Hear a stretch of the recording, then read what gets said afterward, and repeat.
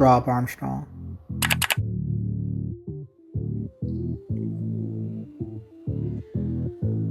All right, y'all, what is up? What is going on? Welcome back to the channel. Jumping right into this, I got two guns on the table. I have the OG P226 Legion. This is the double action, single action variant. This is an absolute beast of a gun. I really like this thing, right? And I have another gun on the table.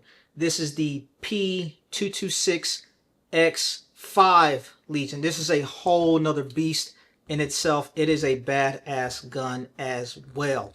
Now, both of these guns are here, but this video is about the P226, right? I'm going to talk about what I'm about to do with this gun. I am about to start running this gun in some USPSA matches and some PCSL matches, right? And it kind of happened by circumstance. It just kind of happened like that. So I'm gonna give you the story, right? I'm also gonna give you the backstory about this gun, not the 226 history, just my history with this gun, as far as how did I get it configured like this, the finish on it, the optic on it, just everything about this gun and how I got to this point, because I get a lot of questions about this gun and I've never talked about it, so I'm going to talk about it today, right? So the P226 Legion, what made me want to run this in competition? So a couple weeks ago, I was out shooting a USPSA match and I was running the Prodigy. I had did some additional upgrades to my Prodigy, and if you kind of familiar with my Prodigy journey, it has not been the best or the smoothest, but this is what my Prodigy is looking like now. It is a badass gun when it freaking works, man. But I was having a bunch of issues with it. For you gun police out there, the gun is clear. There is nothing in there. There's nothing in this mag or anything like that. But yeah, I was running this, right? And I was having a whole bunch of issues with it. And I'd say like after stage 2, I had to do a gun swap.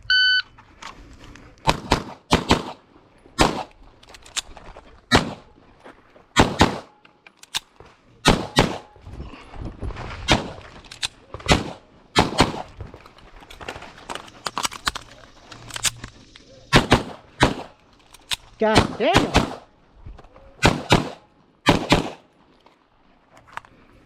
2184. Go ahead and right. And for me, whenever I'm out shooting matches, I always have a backup gun. I would say pretty much 9.9 times out of 10, my backup gun is a Sig. And just to be clear, I am a Sig fanboy. Sig is my brand of choice, but I'm not gun biased by any means, because you know I got some Glocks. I'll show you the Prodigy. If you're an M&P guy, you know I got a nice ass M&P port and all the other good stuff. I don't have no bias towards gun. I pretty much run and own just about everything. But if I had to pick, Sig is my thing, right? So I had threw my P226 Legion in my gun bag. So when I had the problem with the Prodigy, I pulled the 226 out and I went to work with this thing. Let me tell you something, right? That was the first time I ever ran this gun in a match, and it shot so freaking well, man. It shot so well, but I did have to make a change from the configuration how it was to is right now. And the biggest thing I did at that current time was I had to switch the optic, right? Back in the day, because I've had this gun, shit, I don't even know, man, over a decade, bro. I had this gun for a long ass time, right? When I got this gun and I had the optic on it, I was running the Sig Romeo 1. This used to be my favorite optic, dude. I have so many of these dang on optics laying around. I think I have probably 1 or 2 guns in the in the inventory right now that still has this dot on there. But I had this Romeo 1 on the P226 Legion since I had the slide mill, right? And when I was running it that day at the match, in my opinion, for me, the Sig Romeo 1, it just doesn't get bright enough, bro. When I'm shooting matches, I like bright optics. I'm talking about retina piercing brightness, right? And usually I get that type of brightness from Trigicon, from EOTech. Those are usually my optics of choice. Holosun does a pretty good job as well as far as brightness and clarity of dots. It's not the one I would prefer. Like I said, I'd rather have the Trijicon or the EOTech. But if I am out running and gunning and I am using a tinted lens, the Hollow Sun will suffice, right? But if I'm using a clear lens or I don't have no eye protection, I want something brighter like the Trijicon or the EOTech. So I knew I had to switch to optic, right? I'm going to come back to the optic story, right? So I'm going to talk about how I got this MILT for optics, right? When I first got this gun, like I said, this is the OG P226 Legion double action, single action. When I got this gun, it didn't look nothing like this, obviously, right? The reason why I got this gun, because it had that double action, single action, man. And I really, really wanted that. Same thing for you gun police out there. There's no bullets or nothing in here. Mags empty, all the other stuff, right? But I was in love of that Navy SEAL MK25 double action, single action P226. That was just a badass gun. So when they came out with the Legion variant, I was like, yo, I gotta get this gun. When I first got the gun, I wasn't super in love with it. One of the things I did not like was the curved trigger that was in it. And I did not like that it did not have optics. So I knew I wanted to get those things fixed like immediately, right? So Gray Guns has a trigger kit and I swapped the trigger out.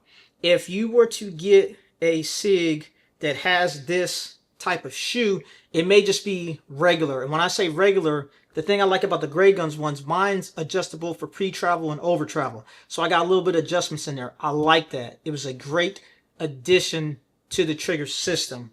One of the things that was already in the Legion was the SRT. For those that know, that's that short reset kit, and it gives you that short reset that's already built into the gun. So the SRT kit that was already in here, paired with this trigger shoe and the over travel and pre-travel, it just made the gun freaking lights out nasty, right? So then it came to getting the slide mill. At the time, I was living out in Miami, right? I went out to my Miami gunsmith and I was talking to him and I was like, yo, bro, I want to get this gun sliced up and I want to get an optic put on there and I want it cut for the Sig Romeo 1 because at the time, that was my favorite optic and I was just like Sig fanboyed out. Yo, give me the Sig gun, give me the Sig optic. It called it a day, right?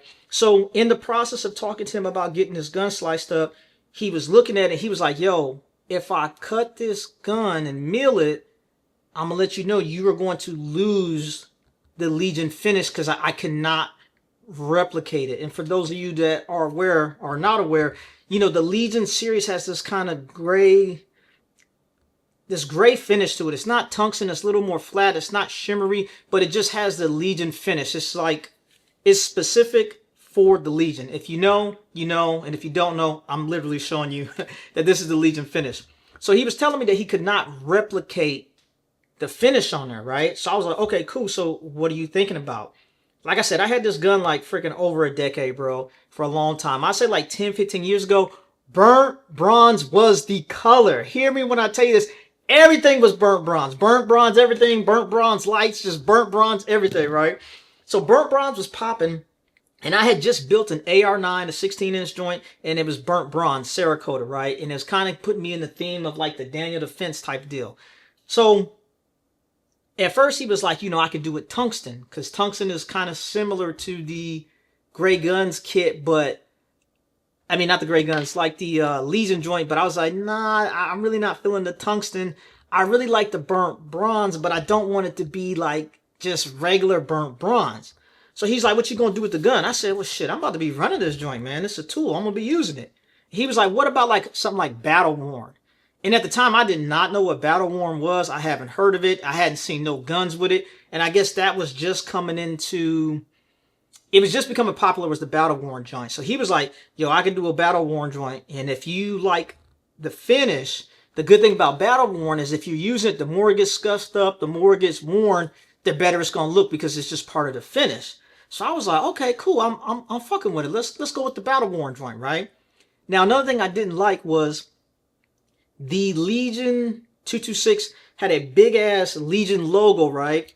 It had a big Legion logo at the top right here. I like that because it let people know you had the Legion gun, but I was going to lose that because I was going to have the optic mounted on there. But I was like, all right, cool. Let's just do that. So when I got my gun cut, he cut it for the Romeo 1. I added these Sig suppressor height sights, because you know, if you get the Legion 1, like the Legion RX or something like that, they have the different sights. They got the X-ray sights with the green tritium or whatever, the green sight posts in there. So that's why mine's not green, because this is not a Legion RX variant. This is an OG 226 Legion, right? So anyway, he did the finish and the gun was done. And when I got it, I was like, damn, this motherfucker was legit. I was loving it. I was out here running this gun. It was just it was just nasty, bro. It was nasty. So I was shooting the hell out the gun, but I wasn't into competition shooting and all that stuff back then. I was just, you know, just shooting a bunch, doing some light training and things like that. So then anyway, the other day when I had the USPSA match and the damn Prodigy went down, got that guy got him out the way, put the 226 in the game, and it was running. I was like, damn, I just need a more quality dot. So how did I come to this Defender XL, right? Shout out to my boy, Dave East, man. I'm going to throw his channel up here so you can check him out. He's got a channel as well, big USPSA shooter, and he put me onto this dot. He had a couple of these dots, and he was just swearing by them, and he said they were the truth. One of the things that I heard through the rumor mill was that the footprint was the same as the Romeo 1. Now, let me tell you this. Where the bolts bolt to the gun is the same, but the actual footprint is not the same. The Sig Romeo 1 is a lot shorter than the Defender. The base is. When I say shorter, probably by like 3 millimeters. That don't sound like a lot, but that's a lot when it comes to gunsmithing type things. So I had to do what I needed to do to make this work, but I made it work. And listen, this Defender dot, it is super bright and hella crispy, bro. Hella crispy. Now, me personally, I prefer a smaller reticle. So if you look at this one, I'll see if it show up. This is a 5 MOA. This is not my preference. I prefer it to be like a 2 or even that Trijicon spec, like that 3.25. But the 5 on this, it is very nice. I'm going to see if this camera can pick this up. Yeah, well, the camera's not doing it no justice, but the 5 MOA is very, very crispy. And I will say this, right, and for my Trijicon guys, I have the Trijicon SRO, not this one specifically, this is a 1 MOA, but I have the Trijicon SRO in the 5 MOA variant. Matter of fact, I think I got it down here on my other gun. Let me see real quick. A few moments later. Yeah, sure do. This is the SRO 5 MOA. The window size and all that stuff, I would say they're comparable. They're about the same. But when it comes to looking through the glass and looking at the dot, I am going to hold you. I personally prefer the Defender, man. I really do. The dot is just that much. It's more crispy. It's clean. Vortex really did the damn thing with this Defender dot, XL, and the Comp dot. They really did their thing with that dot, because I've had a couple other dots from Vortex. The Vortex Venom, and it's an okay dot. It kind of puts me in the same category as the Sig Romeo 1. It does what it needs to do, but if you're outside and you're shooting and you like a lot of brightness, that is not the optic that I would recommend. But this dot is on point. So shout out to my buddy David for letting me pick this up from him, and I got it on a Sig, and man, the Sig, this thing is legit now, man. It is ready to run and gun. I'm really excited about getting this out and shooting it in a USPSA match, right? Now, one of the things too is, I believe if I was going to run this gun, I would probably be like in the limited optics, but I will probably run this as an open. And the reason why I would run it as an open, because that way there wouldn't be no rules. Because when you have that hammer, I believe you got to start with that hammer down. And I do not want to start with the hammer down. I'd rather just start with the hammer back. And then some people say, well, why would you want to run in the open division? The majority of guns I shoot are freaking porter, bro. So usually when I'm shooting anyway, most of the guns that I'm shooting, I'm usually shooting open anyway. So as far as what division I'm going to be in, it don't really matter to me, man. In my opinion, shoot the guns you want. If your gun puts you in a certain division, hey, as long as you're shooting what you want, that's all that matters. And I'm more interested in where I racked and stacked on the day versus just a specific classification for that particular match. That's just me, right? But there is not a match in July USPSA wise, but in the beginning of August there is a steel match. And I haven't shot a steel match in a while. I personally prefer doing the USPSA, but I'm probably going to go out here and run the 226 Legion on a steel match. Just getting it out the holster, seeing how the transition is, getting this dot out in the wild, getting some shooting and moving out there and seeing what the brightness is like. I think that's what I'm going to do to get this thing running, right? Another thing I changed on this gun, as you can tell, I got this gas pedal on here, right? I wasn't a fan of the gas pedals previously, but they are legit, right? This one came off of my P226X5 Legion, and it gives you a whole lot of purchase, man. It really, oh man, it is on point. I like it. It is a great addition to this gun. There's a brand called Armory Craft. They sell a extended takedown lever as well, and I bought one, to put on here specifically because it's like a whole kit. And when I say whole kit, if you are looking at this takedown lever, right, you can see that this takedown lever, it moves, and it should not move like that. And the reason why is because this pin is flush. It's flush on this side and it's flush on this side, and it should be extended. And when I say extended, it should be extended like this, and there's like a little ledge right here. And what this ledge does, it stops the takedown lever from taking down. So you can't take the gun down. It kind of gets in there and it keeps it there. So that when you are shooting the gun and you're putting the thumb on it, you can't rotate it forward, right? And that's just part of the kit. Because like I said, this extended takedown lever came off of the X5 Legion.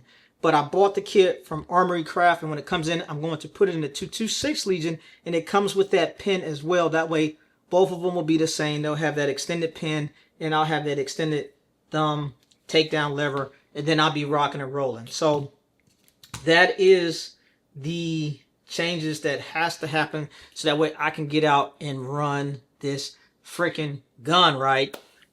I need to do a follow-up video talking about the P226 and the P226 X5 Legion, just to kind of let some people know what are some of the differences. If y'all are interested in something like that, please let me know in the comments. Also, is this a badass gun? Is it sexy? Are you feeling the battle-worn burnt bronze? Let me know, bro. And I'm telling you, this thing, this mug looks freaking sexy, bro. With that Defender on there, this is a badass gun, bro. Woo-wee. Hey, if you are liking the content, please consider subscribing to the channel. This is your boy, Mr. Rob Armstrong, aka The Comms Guy. I'm out.